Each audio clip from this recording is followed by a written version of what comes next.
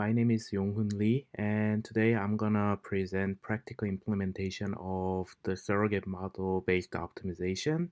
And the code I'm gonna use is what I developed 3 years ago, which is called Surrogate Model-Based Optimization Teaching Tool.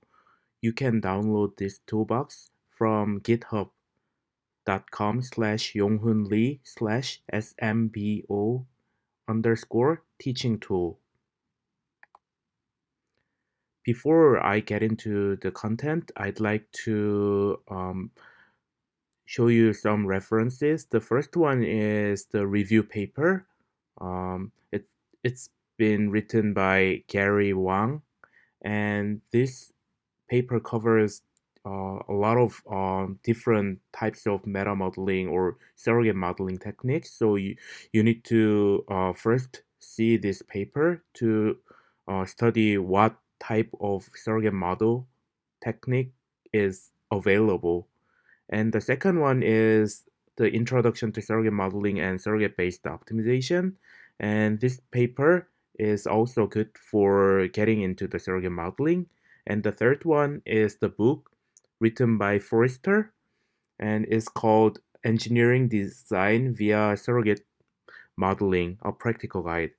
This book uses MATLAB and also it uses a lot of theoretical background that you need to know about the surrogate model based optimization. So this book is also a good reference to study and getting into the research with surrogate modeling. And the last one is my code.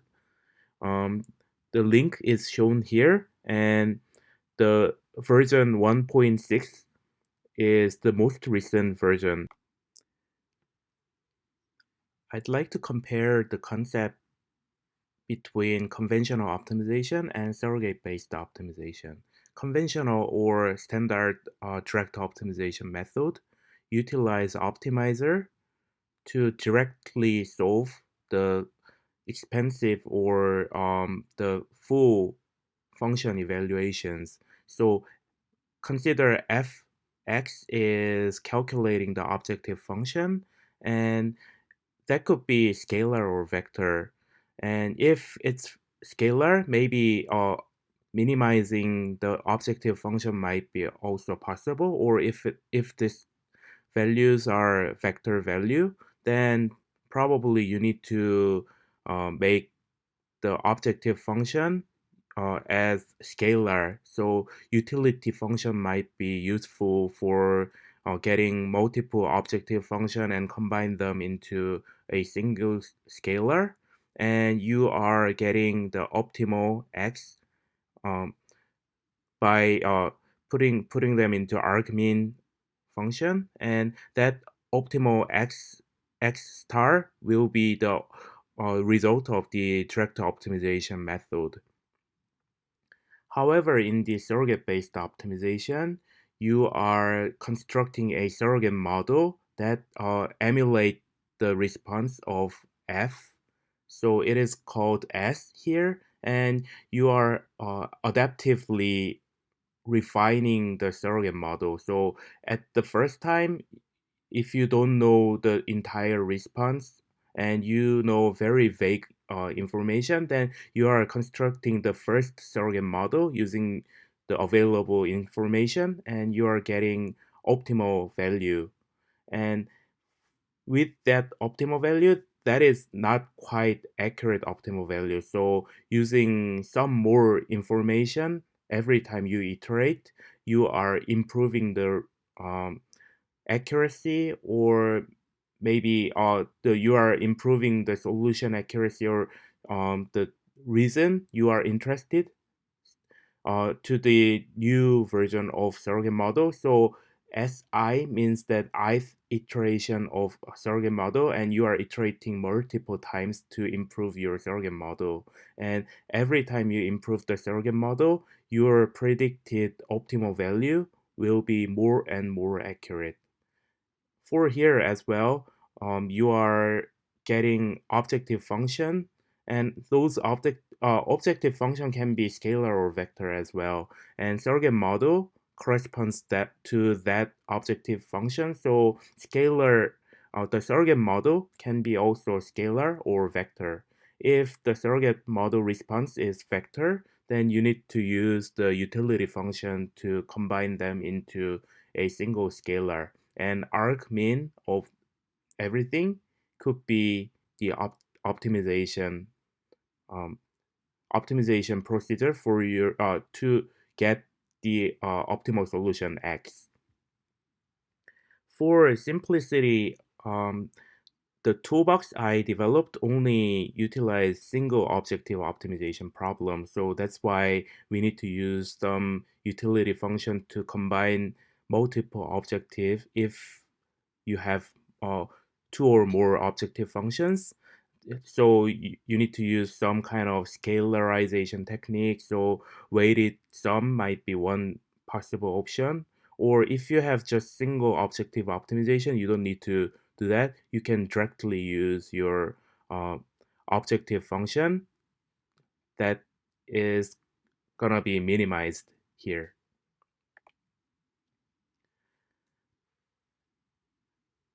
Let's move on to the next slide. And this slide show you um, how the direct optimization and surrogate based optimization works in the flowchart. So direct optimization, your optimizer will use the high fidelity simulation model or high fidelity functions.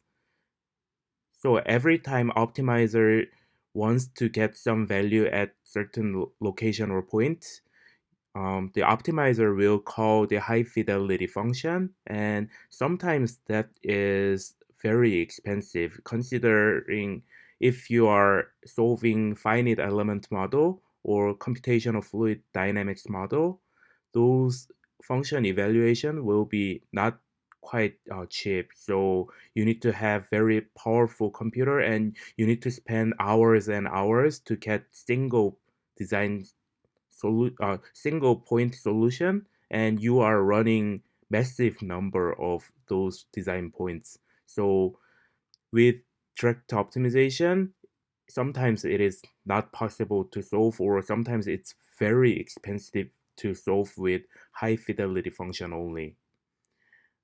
On the other hand, surrogate based optimization utilize high fidelity function to construct the surrogate model, and using that surrogate model to optimize your problem. So if you sample your training point very wisely, um, placing optimal number of sample points around your design space and get uh, get the accurate surrogate model with limited number of training points, then you will be able to get your design solution very efficiently. However, because you are not utilizing high fidelity function directly, probably the accuracy of the optimal solution will be less accurate than the solution with solved by direct optimization. So let's look into the surrogate-based optimization. So surrogate model needs to be constructed using some known information, and that surrogate model can be constructed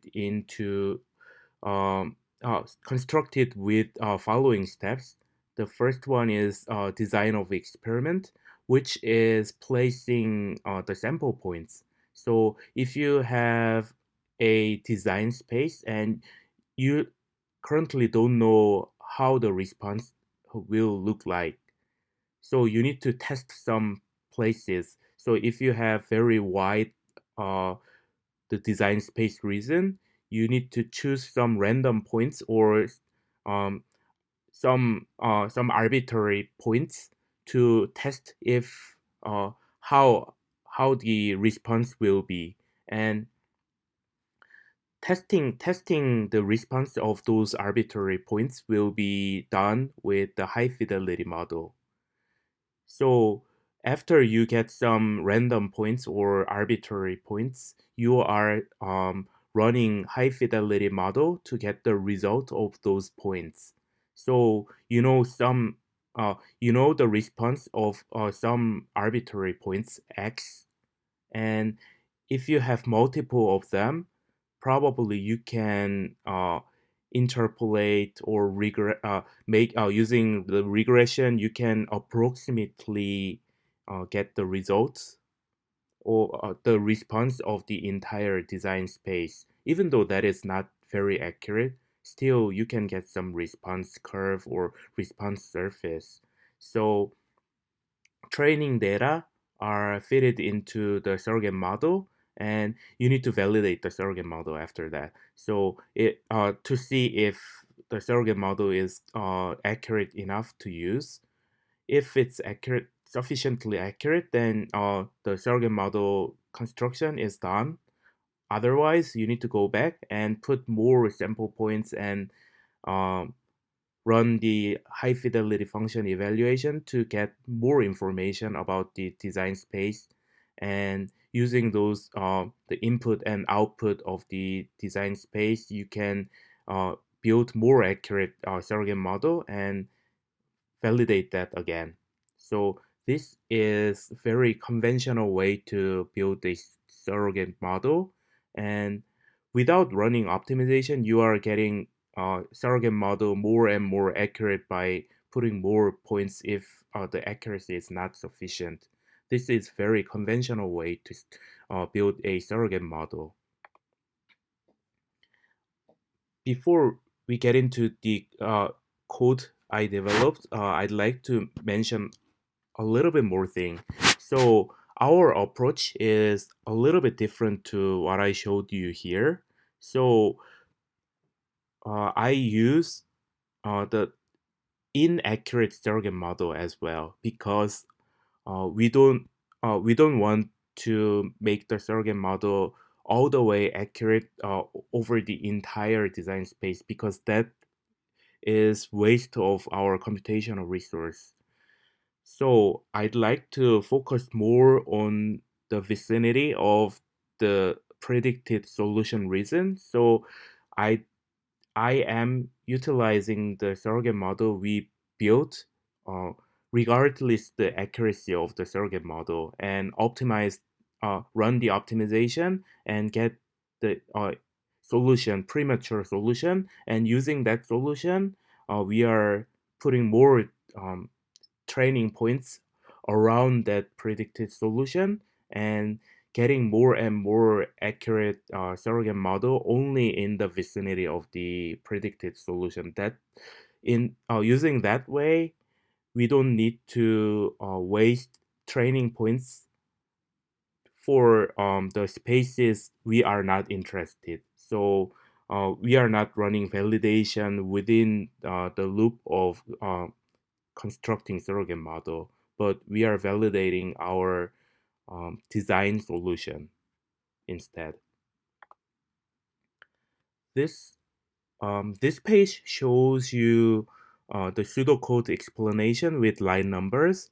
So by looking at the main code, you can count the line numbers, and this line number written here matches the line numbers in the code, so you can easily follow what's going on in line something. So while loop, the adaptive surrogate model refinement while loop covers line 94 to 177, and within the while loop, the design space sampling, which is getting arbitrary sample points, is written in line 97 to 124, and high fidelity model evaluation uh, of the sample points we got from the previous step is written in line 126 to 132. And using using the result of high fidelity model evaluation, we need to build a surrogate model and we need to run the optimization. Those are all listed within the lines 134 to 176.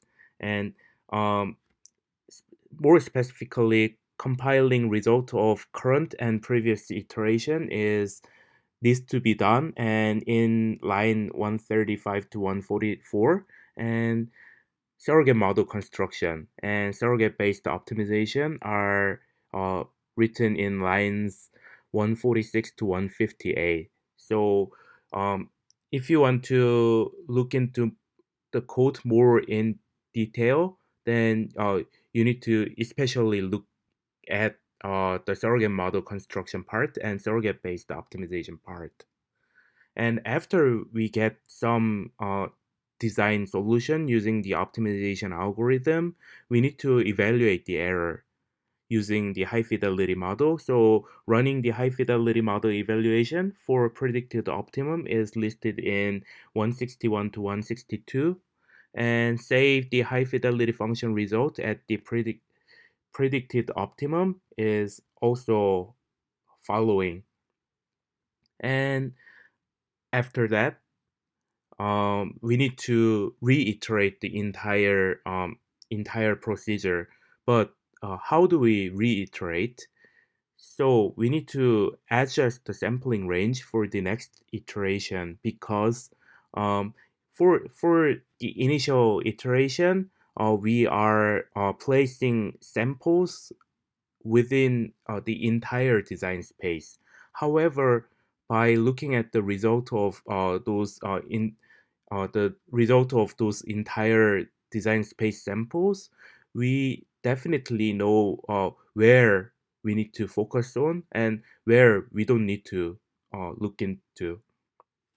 That means that we need to only focus on the reason close to the predicted optimal solution. So we are contracting the sampling region every iteration. So we are adjusting the sampling range to a little bit smaller size, and using that range, we go back to the first place and for the design space sampling again, using the smaller region, we are putting more and more sample. So every time we iterate, we will have smaller and smaller region, and we will have more sample points within those regions. So this is how this code works. And let's move on to the next slide. First, sampling. It is also called space filling design of experiment. Design of experiment method is widely used for sampling, but there are so many sampling methods available. Uh, A, B, C, D are examples of placing sample points. The factorial design, random sampling, full factorial design, which is which looks like the uniform grid design, and Latin hypercube sampling is another method that you can utilize. So, for example, if you are designing Latin hypercube samples, MATLAB intrinsically have LHS design function, and if you put number of samples and number of variables, then you will get a matrix that uh, has sample points within 0 to 1 range. So you need, if you have lower bound and upper bound that are different to 0 and 1, then you need to scale this 0 to 1 uh, bound to the lower bound and upper bound. So the second line in this example shows that the sample lower bound to upper bound is gonna obtained by scale function.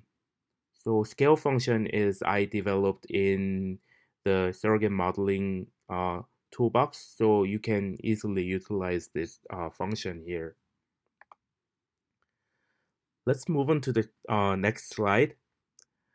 So it's very obvious, but let's uh, let's discuss about the high fidelity function evaluation. So if you have sample points, you need to have the response of the those sample points to construct the surrogate model. So let's assume that we have two design variables, x1 and x2, as shown in this figure. The bottom surface of this box is the design space, and if you have points, uh, if you have how many 7 points like this, then the height of the point result point in y direction is the object the function value of function value. So if you have design point, then when you run the merit function or high fidelity function, you will get the elevation of this design point. And if you have 7 samples like this, you will get the 7 elevation points, which are the function value of the high fidelity model.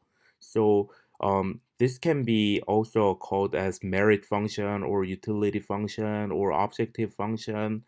So you are getting the function values using the high fidelity response of the training points. Let's move on to the next slide. So it is not very conceptually crucial to explain the surrogate model, but my code utilize this functionality, the compiling the result of current and previous iterations to construct the surrogate model. So um, if we get some new sample points to train the surrogate model, and um, that is shown here with the orange background.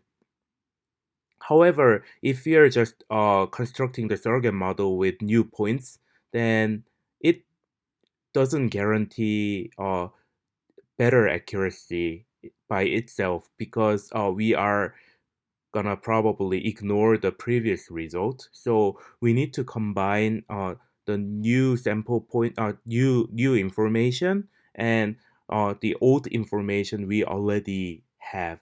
So by oh, I'm sorry. By combining those two matrices, using uh, using the old information, and on top of old information we put new information here, and using the combined design points and result, we are constructing the next step surrogate model. By doing this, we are guaranteed to get always better and better surrogate model. However, surrogate model becomes more and more bigger, so that make the running the runtime of the surrogate model is gonna be slower and slower after many iterations, because you are constructing larger and larger surrogate model.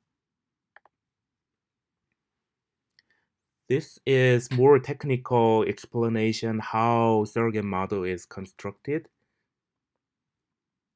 One example I implemented in this code is the radial basis function. However, if you want to implement other type of surrogate model, then that is okay. You can easily implement other types of surrogate model method in the code, and um, the way you will implement will be very similar to what I implement the radial basis function here. The radial basis function is nothing but you are training the basis function type of expression to get the predicted response here by putting some input values. So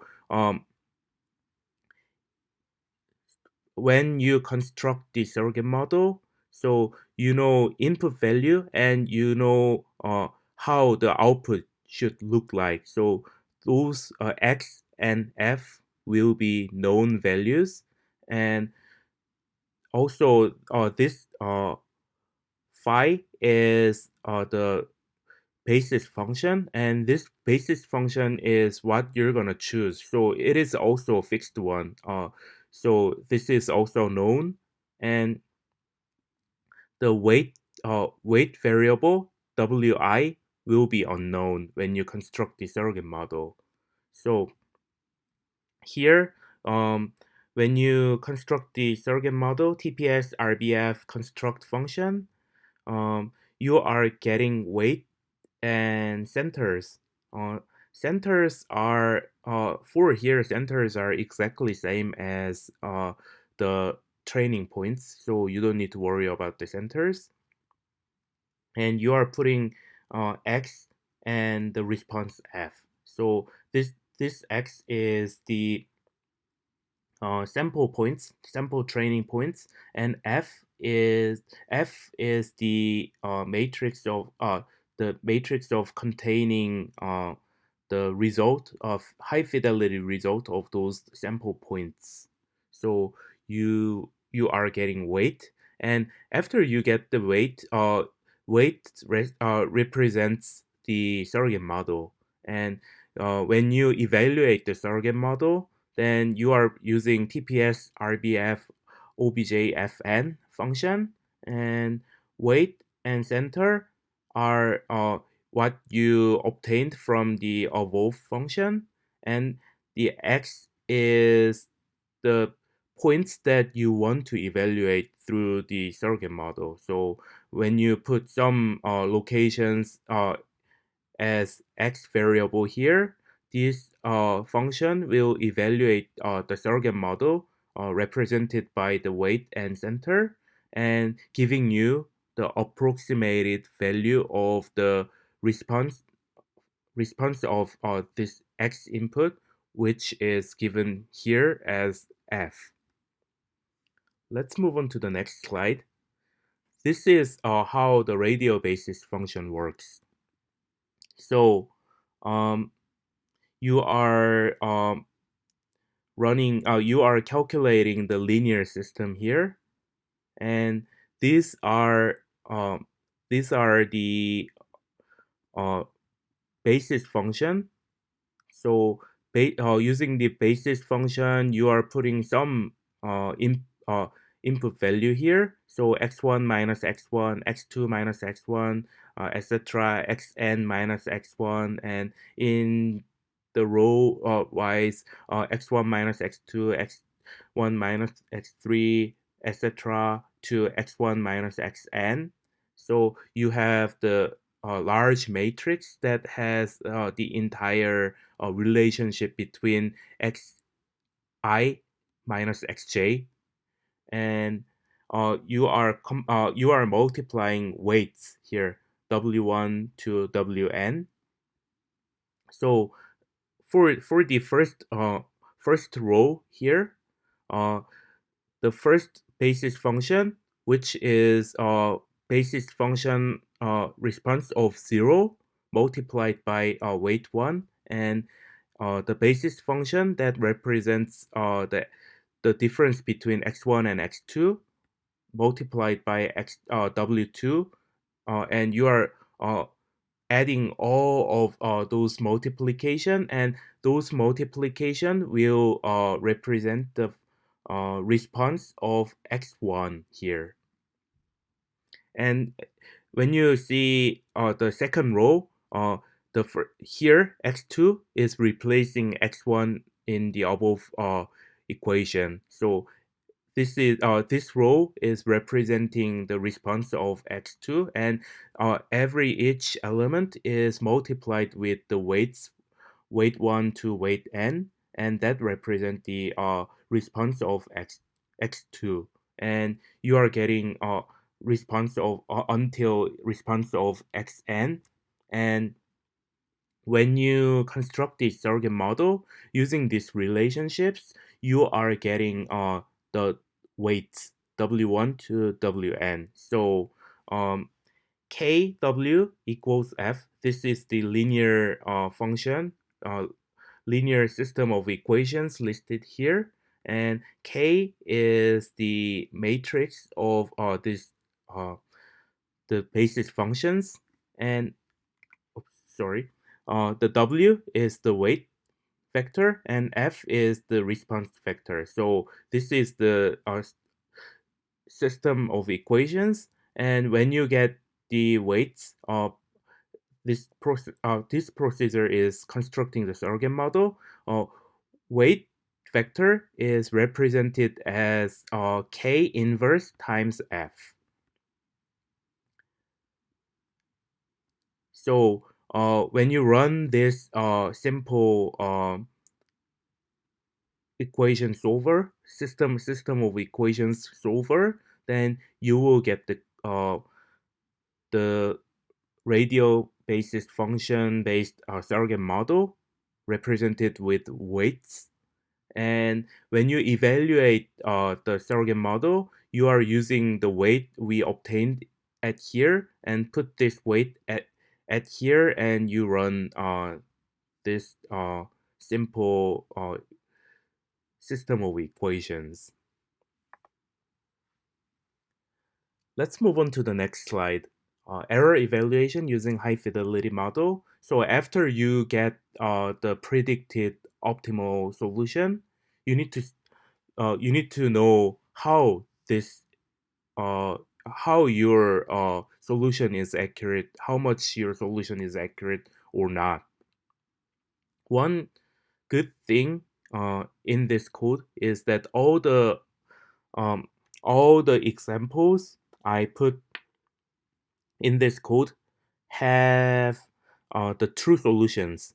So those true solutions are already known and published in other literature. So I collected those true solutions to compare with. So uh, the optimal solution obtained by the surrogate model and the optimal solution, which is already known as true solution, can be compared here if the true solution is known. If the true solution is unknown, then probably you don't have some value to compare with, but still you can look into the convergence, how much the solution is changing every time you iterate. That way you can calculate the error, and you will be able to determine the solution is converged or not.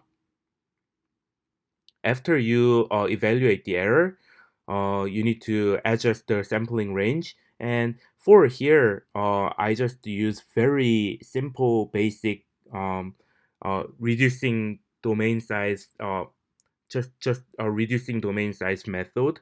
However, if you want to optimize using more sophisticated surrogate modeling technique, then probably you need to have more sophisticated method to adjust next next step iteration. So for here, I just use a factor of shrinking factor as a constant, and every time you iterate, you are contracting the size of the sampling region by multiplying this the scaling factor, and you will be probably able to improve this with more sophisticated method as well in this code. Code version 1.6 can be downloaded from the GitHub. Please download and launch the MATLAB to run this code.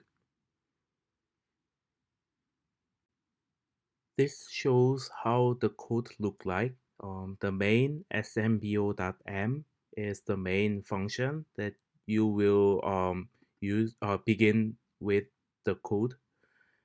And let's briefly look into the structure of the code. So first, in the preparation part, you are defining which example problem you're gonna run. So here, eclipse function, and this eclipse function example is already built in here. And similarly, you will see the Rosenberg banana function that is also here, and McCormick function, McCormick different range function, spear function, Goldstein price function, scaled Goldstein price function. So we have 7 examples included here, or similarly, you can easily create your own problem by creating a directory and put the objective and configuration files like obj.m and conf.m as like other example functions, and um, you put your directory name as the problem name. Then your problem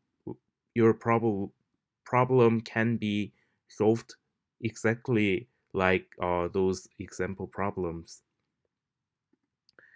We have multiple parameters here, so you can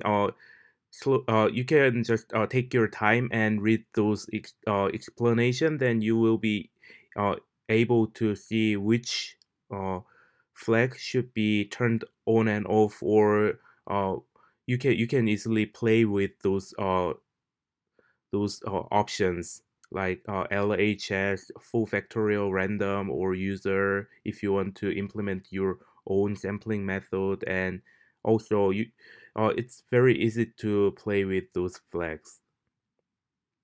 Let's move on to the next part. So from here, you are running the surrogate model based optimization, and all the unnecessary codes that are very complicated, and you don't need to understand, or you don't need to read all of those complicated code. I just made the external script uh, that are running like here. So if the visualization flag is on, you are running those 3 scripts. Those are included here in the package. So the output function 00, those contain it's it's not complicated but dirty code. And plot function 00 here, those are also dirty. So I just hide it those functions. And plot function 10, those are uh, not quite relevant, or not quite necessary to uh, read for understanding the surrogate modeling. So I just hide it all those unnecessary codes. And here we are beginning the main loop with while uh, clause. So the iteration number at the beginning is 1 here. And if the iteration number, is less or equal to maximum number of iteration, max iter, then this loop will be continuing. At here, we are choosing which sampling method to run. So LHS design or full factorial. I just implemented full factorial as just single line to, here 2-line code, and random sampling here using the RAND function. Or you may be able to implement your own sampling method here if you'd like to. And scale sample size. So the LHS design or full factorial here, most of the sampling method utilize 0 and 1 as the bounds for the values. So you need to scale the 0 to 1, the scaled surface, into uh, the lower bound and upper bound, the space. So at here, scale samples from 0 to 1 to negative 1 to 1, and using it's two-step scaling. So using negative 1 to 1, I scale the space into lower bound and upper bound again. So the result of this scaling method will be the points located within the lower bound and upper bounds. And just check to see if sample points are all located within those boundaries, and if otherwise, just enforce those sample points to be included within the boundaries. And save the sample into array. And next step is high fidelity model evaluation. So feval is running the objective function, and uh, you are putting new sample points into the objective function, and objective function will be the function that is defined in this problem directory. So for here, we are running ecli function. So within ecli function directory, you see the objective function file obj.m, and uh, the x is input and f is the output. So um, it's vectored function. So if you have x1 and x2, if it's the two variable problem, then x1 squared plus x2 squared will be calculated using this sum function, and the element wise power here. So using this vector calculation, or if you want to be more writing your code in more easier way, you may be able to just use x parenthesis 1 squared, like x parenthesis 1 squared plus x parenthesis 2 squared. This might be also possible, but you need to be very careful not to. So it has the division and multiplication, and you need to be very careful to maintain this as the scalar, like this, and maybe 1 divided by d times this scalar, and put those the entire thing into sqrt and etc. So you can easily change this function type. So let's go back to the high fidelity function evaluations. So the feval is running the objfn, and objfn is defined as here. Um, so you go to the problem path, which is the name defined here, and you are obtaining the obj function into objfn as the function handler, and conf .m into conf fn as the function evaluate function handler. So feval of the function handler will evaluate that function.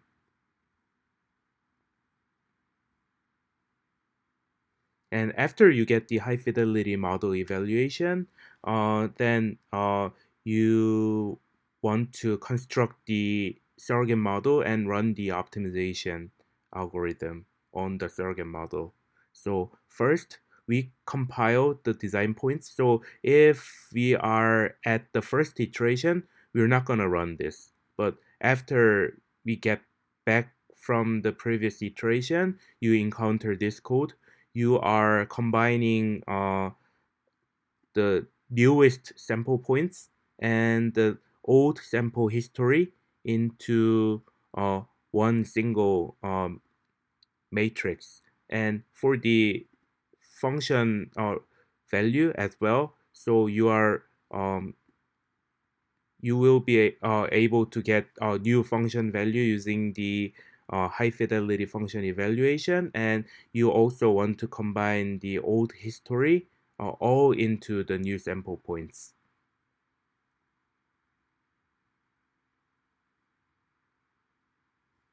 And the surrogate model construction. So I implemented a thin plate spline based radial basis function. And this function TPS RBF construct will get the X and F.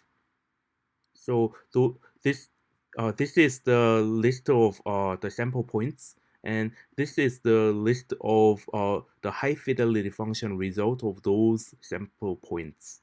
And you put input and output, and you get the weight and center. And here, TPS RBF objective function is evaluating this constructed radial basis function based surrogate model using the weight and center. And if you put x at some arbitrary points, the objective function here is running this surrogate model and get the result of predicted result of the this input. So I use a genetic algorithm to get the predicted solution here, x opt and f opt. Or if you want to run different type of surrogate model technique, then you can implement in this part.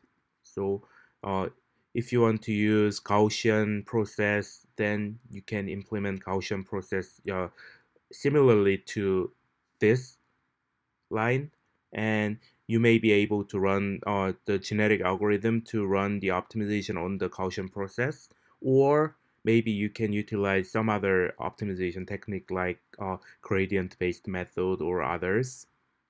So uh, you can write your own code here. And after that, you are evaluating high fidelity function to evaluate error at the predicted optimum. So this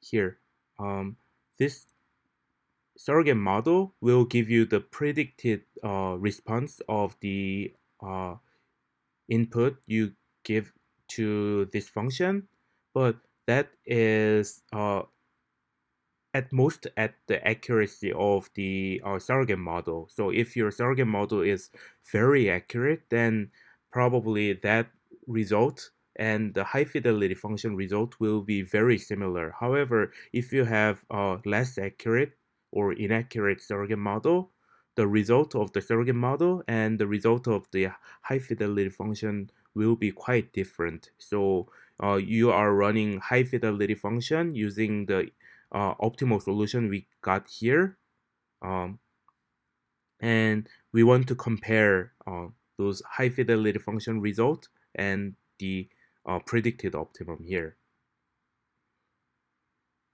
So run the high fidelity function and save the high fidelity function result here, and we visualize using multiple plots, and um, the X range is the range we are putting new samples, and uh, by multiplying this scaling factor at every iteration, we are shrinking the X range value, and we go to the next iteration number and go back to the beginning of the while loop, and we run again and again. So let's just solve the Ackley function as an example.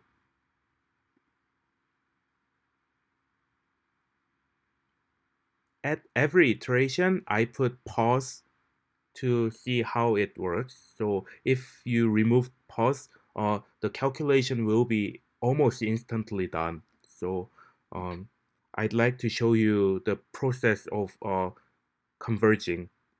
So this plot, the third plot, is the true response. As you see here, the true response is quite wavy and it's oscillatory. So this type of function is very difficult to solve with a gradient-based method. And here, we already got a very accurate solution here. Already approached to a very similar location. And every time you run the iteration, the error is decreasing again and again and again.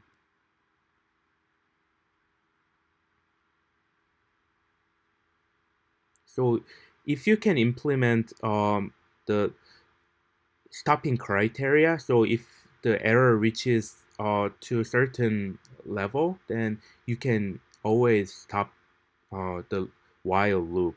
That is also possible. If you'd like to implement that, please implement. So I'd like to explain some results here. So this is the trajectory that finding optimal solution.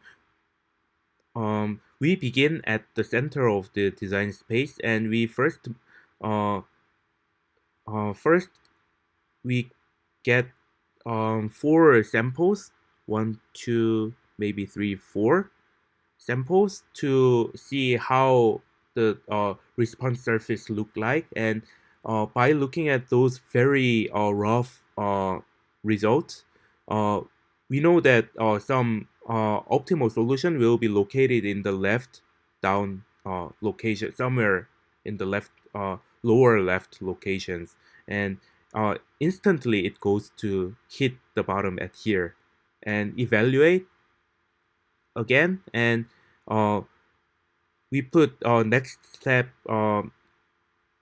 sample points, maybe red one or yellow one, I don't know yet, but maybe blue one. So we put more sample points around here because we have scaling factor, so the sample range will be shrunk already. And using additional information, we know that the solution will be located a little bit higher location at here. And after you put additional sample within smaller range, you know more information around this region. So you are moving next step predicted solution somewhere here, and iterating multiple times to get very accurate solution around here by having more and more sample points around here. And this is the predicted solution. Uh, Without having multiple sample points around this region, it shows quite accurate response. However, the response itself is quite different, but we don't need to know all the details of those reasons because we are not interested in those reasons that are far from the optimal solution. So we want to focus on this reason, the accuracy of this reason, and we are improving accuracy more and more uh, within this small reason. As you see the true response, it's very wavy function. So for the gradient-based method, it's very difficult to approach to the real solution. So uh, I show you here with the comparison between the surrogate model solution and the uh, gradient-based direct optimization solutions. So um, I ran three gradient-based optimization, and since we ran 99 high fidelity function evaluations, I just used this value and um, just run the optimization with 1/4 number of the function evaluations and about half of the function evaluations and full 99 function evaluations, although it converged before we reached to 99. So let's see the result. It's terrible result. So As you see here, um, these are the errors. So the predicted function value minus true function value. So it's the size of the difference between the function true function value and predicted function value. And if the error is small, it should go down and down until like the surrogate model result went to about the order of 10 to the negative 4. However, gradient based method, it doesn't improve at all. It just stopped at here because the solution is around one it's around 15 at for the x1, and uh, about 3.9, it's about 4 for the x2. So 15 and 4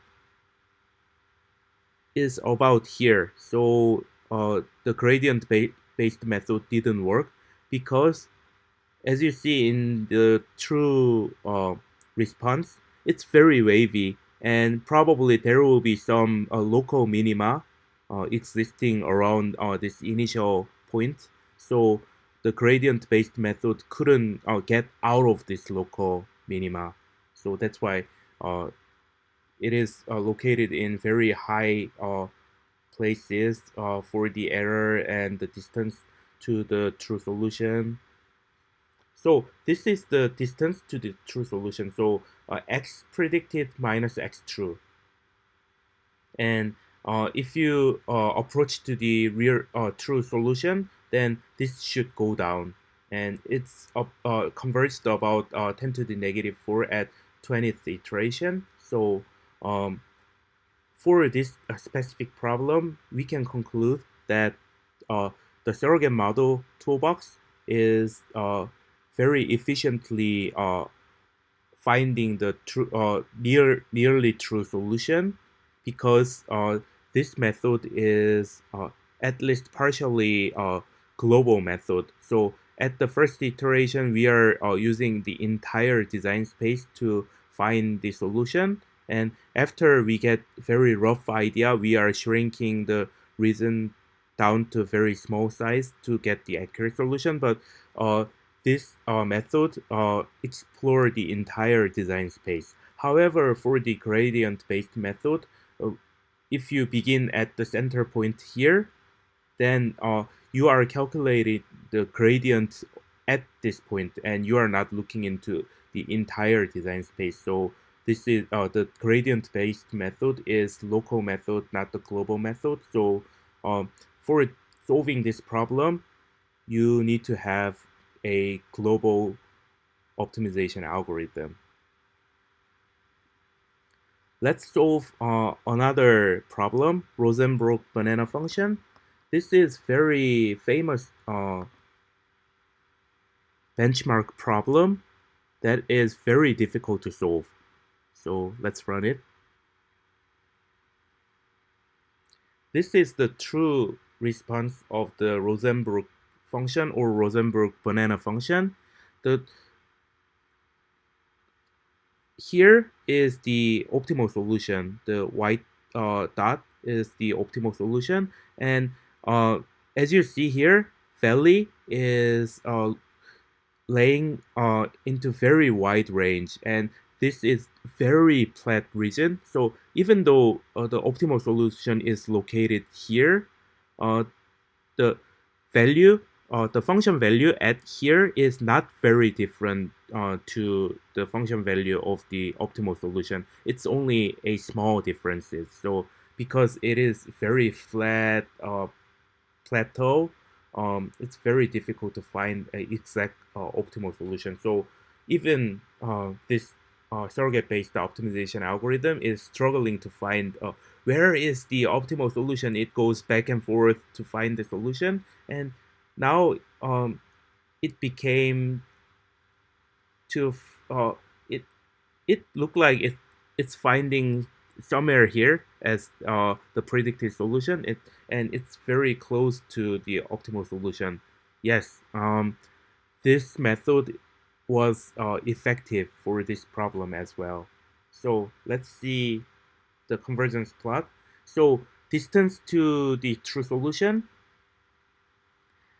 the surrogate-based optimization was very effective for a few iterations at the first time, and up to here.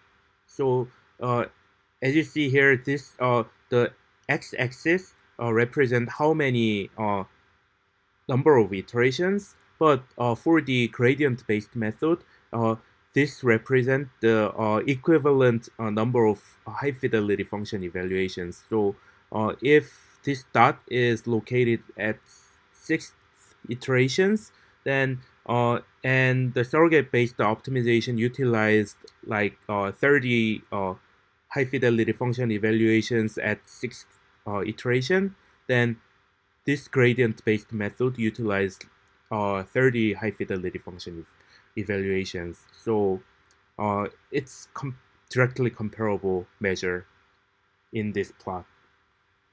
So for here, the surrogate-based optimization worked better. So if you want to get a very rough result, then surrogate-based optimization works fine.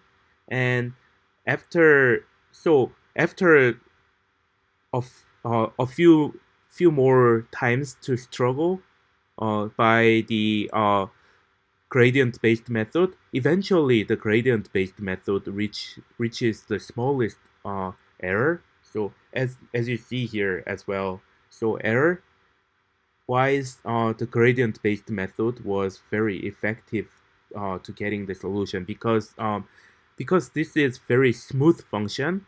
So this function is very good for the gradient-based method. Although it is very challenging function because it has very wide plateau region, and that's why gradient-based method also requires quite a significant number of high fidelity function evaluations. However, for this function, at very first few iterations, the surrogate model based optimization works better or similarly, but eventually this function is more fitted to the direct optimization with gradient based method.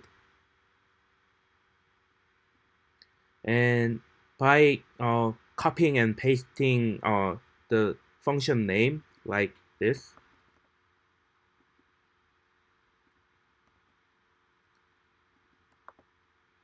you can run different example problems.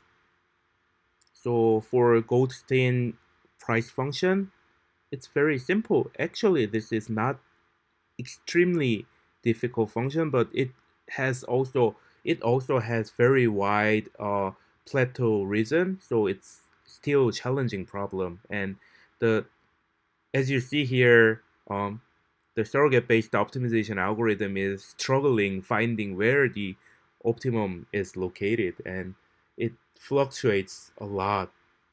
But as you see in the error here, it's approaching smaller and smaller error, although still the error number is quite large. So let's wait a little bit more.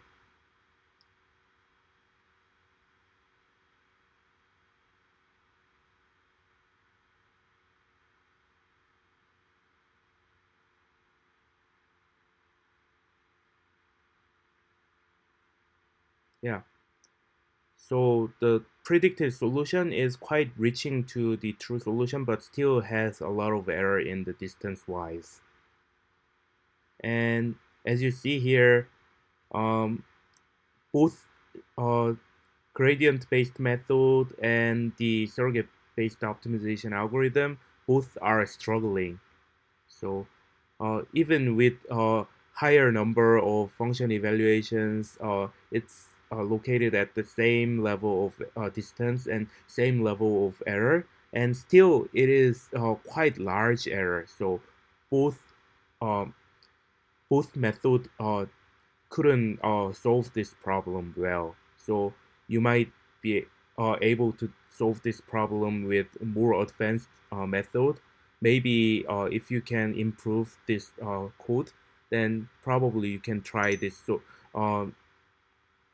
problem with your code as well. Thank you for your attention, and yeah, please use my code to learn about the surrogate model and surrogate model based optimization. And I'd like to acknowledge Professor James Allison's efforts on helping completing this code and this course material as well. And also, I'd like to acknowledge Satya Padada for his help helping um, making this the course material. Thank you.